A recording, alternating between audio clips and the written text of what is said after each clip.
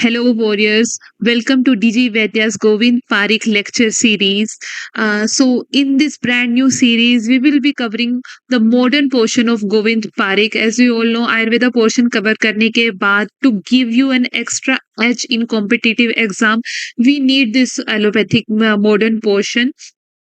जिसके अंदर जो कंसेप्ट्स काफी बेसिक रहते हैं but we need a little little explanation a little highlights on those topic ताकि हमें वो क्रैम ना करना पड़े और वो इजीली हम लास्ट टाइम पे उसको कवर कर सके। तो ये सीरीज में हम वही कवर करने वाले हैं। First in this series we will be covering about the surgery portion. As we know कि सर्जरी पोर्शन के पेजेस जो हैं कुछ थोड़ा मटेरियल है जो कि हमने कुछ कंज्यूमेबल चंक्स में डिवाइड कर दिया गया है फॉर योर इजी ग्रास्पिंग।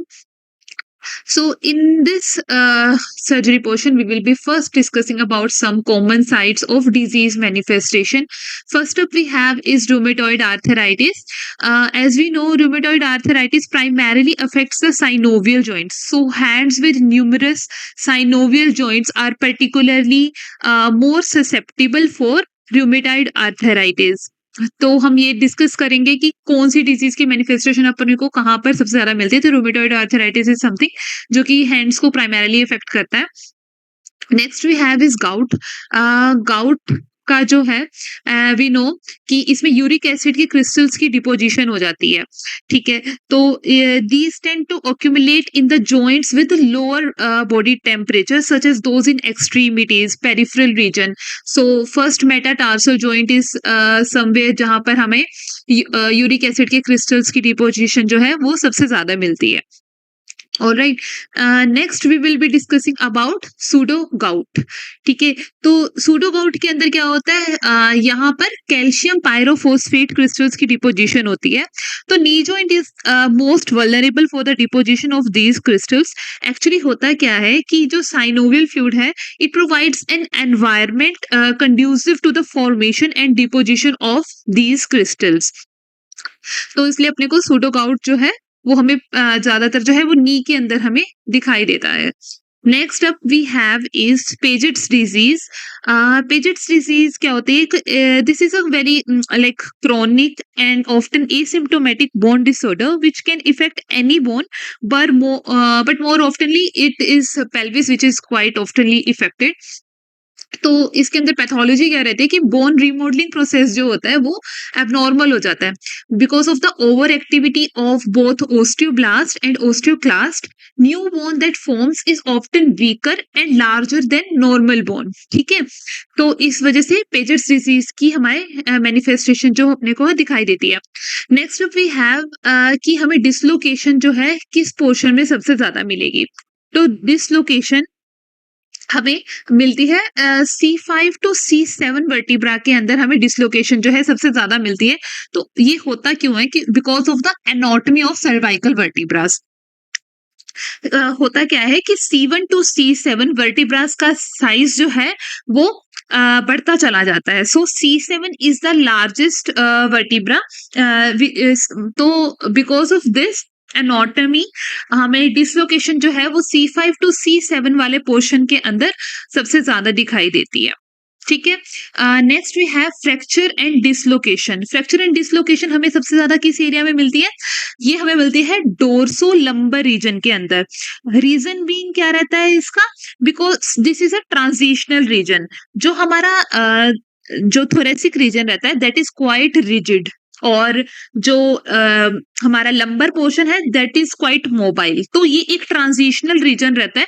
तो इस ट्रांजिशन की वजह से फ्रैक्चर और डिसलोकेशन जो है सबसे ज्यादा हमें किस रीजन में मिलेगी, डोर्सो लंबर रीजन के अंदर। तो इससे हम अगर हमारे पास एक लॉजिक रहता है ना तो हमें वो रिमेम्बरेंस में भी हमें इजी रहती है। तो इट्स विल बी बेटर कि आप इन लॉजिक्स के साथ ध्यान रख पाए तो आपको इसकी रेपिटिव रिवीजन की जरूरत नहीं पड़ेगी। ठीक है, विद द लॉजिक आप अगर आपने एक दो बार ये वीडियोस अगर आप देख लेते हैं तो आप इजीली आपकी मेमोरी के अंदर चला जाएगा। You will be easily able to attempt those question and recall it quite effortlessly. ठीक है, तो बस सिर्फ एक बार इन वीडियोस को देखें और एक दो बार रिवाइज करेंगे and you will be good to go. ठीक है, next up we have is disc prolapse. Disc prolapse हमें किस एरिया के अंदर ज्यादा मिलता है?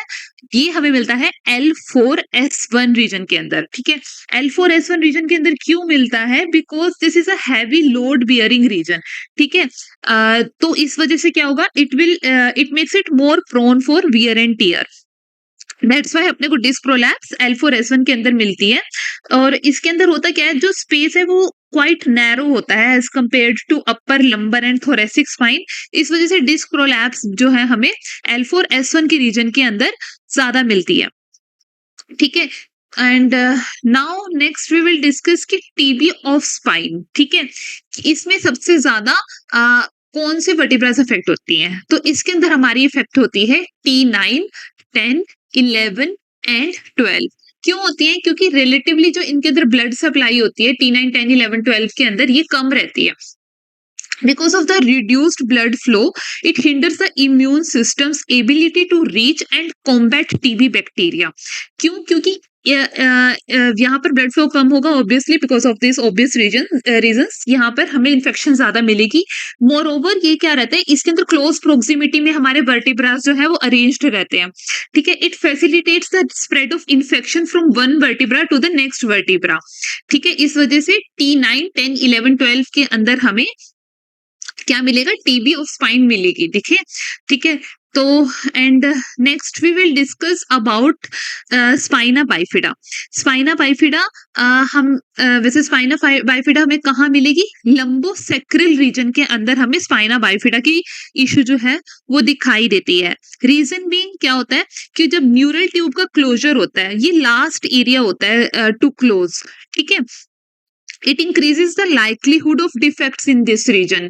ठीक है, तो इस वजह से लंबोसेक्रल रीजन के अंदर हमें क्या मिलेगा? Spina bifida. What does spina bifida means? Actually it is a open defect. ठीक है, तो ओपन डिफेक्ट के कारण ही इसको स्पाइना बाइफिडा बोलते हैं। ये हमें मिलेगा लंबोसेक्रल रीजन के अंदर। ठीक है, next we will discuss is gouty tophi. Gouty tophi अपने को कहाँ मिलते हैं? Cartilage of ear and olecranon and bursa के अंदर। ठीक है, क्यों मिलेंगे? क्योंकि accumulation of uric acid in the lower temperature region of peripheries, इसकी वजह से अपने को यूरिक एसिड के क्रिस्टल्स जो है हमें मिलेंगे इन दीज एरिया। आपको पता भी होगा, जैसे गाउट का जो पेशेंट होता है ना, वो मोस्टली कंप्लेंट करता है मॉर्निंग स्टिफनेस की। क्यों? क्योंकि अगर जैसे हम रात को सोकर उठेंगे सुबह, तो फिर with body activities as the temperature rises, तो ये जो बॉडी स्टिफनेस है ये भी कम हो जाती है, क्योंकि बॉडी का टेम्परेचर जो है वो राइज अप हो जाता है। और ये यूरिक एसिड के क्रिस्टल्स जो होते हैं वो लोअर टेम्परेचर के अंदर ज्यादा एक्यूमुलेट कर पाते हैं। ठीक है, तो that's the reason gouty tophi हमें यहाँ पर मिलेगा।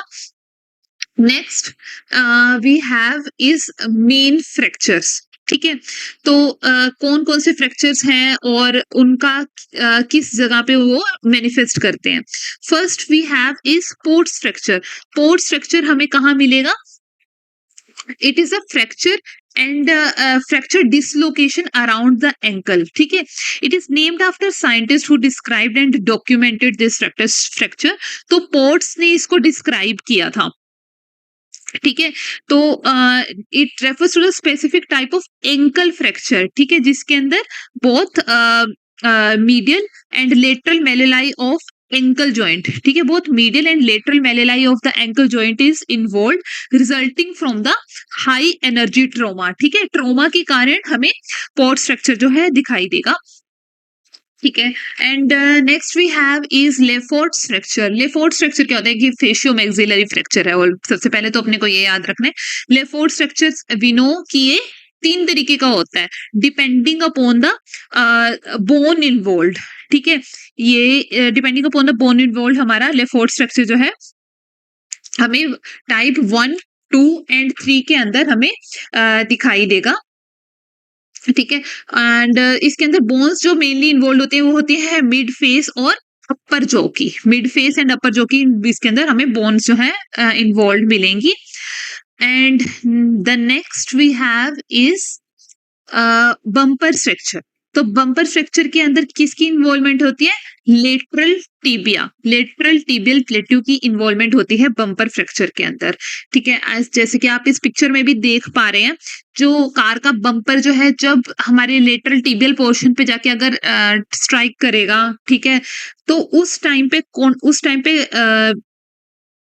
कॉन्टैक्ट में आने के कारण ये जो है बम्पर फ्रैक्चर जो है वो कॉज होता है।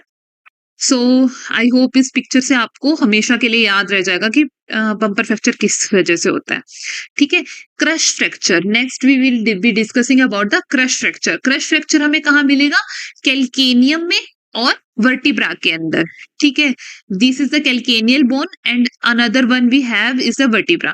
ठीक है, जो कैल्केनियल, या आप एक तरीके से ये मान सकते हैं कि जैसे आप किसी अपनी हील पर विद सिग्निफिकेंट फोर्स अगर लैंड करते हैं तो उस टाइम पे ये क्रश फ्रैक्चर अपने को दिखाई देता है, या फिर लॉन्ग टर्म एक्सपोजर होता है ना किसी रेपिटेटिव स्ट्रेस का, तो इस वजह से हमें कैल्केनियम का फ्रैक्चर अपने को दिखाई देता है।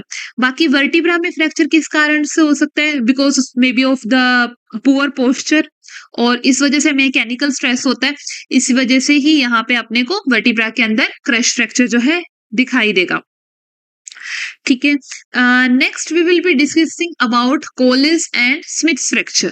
कोलिस एंड स्मिथ फ्रैक्चर, तो स्मिथ ये होते क्या, दोनों ही डिस्टल एंड ऑफ रेडियस का फ्रैक्चर होते हैं।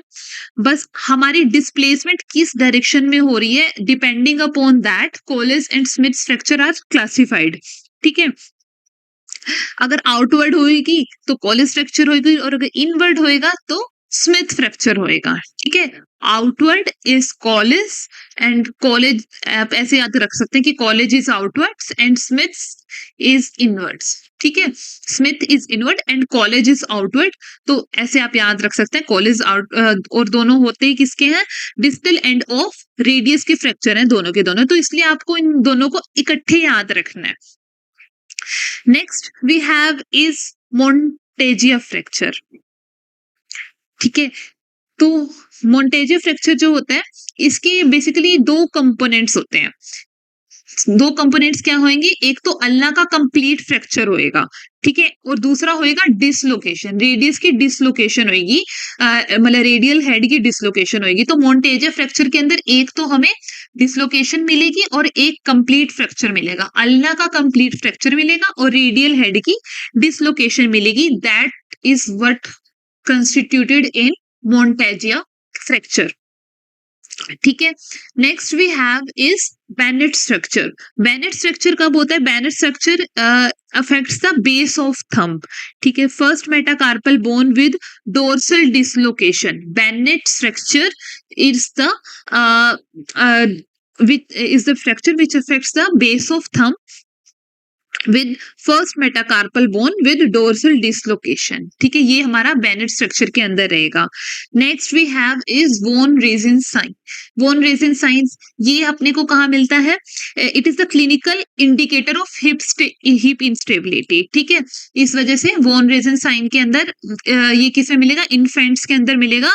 In which condition? In the conditions of hip instability. So in this video we have discussed two portion. First we have discussed the disease manifestation portion, and the other one we have discussed is the various type of fracture. In the next second part we will be discussing about the various type of operations and rest other things constituted in the surgery portion. So if you like this video, please consider liking this video and share with your friends, and consider subscribing if you want to get an edge over your competitors in this exam. And I'll see you in the next one. Thank you.